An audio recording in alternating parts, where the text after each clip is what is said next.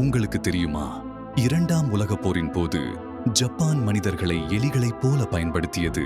சீனாவில் ஜப்பானிய ராணுவம் ஒரு ரகசிய ஆய்வகம் நடத்தியது. அங்கே ஆயிரக்கணக்கான சீன குடிமக்களை பிடித்து வந்தார்கள்.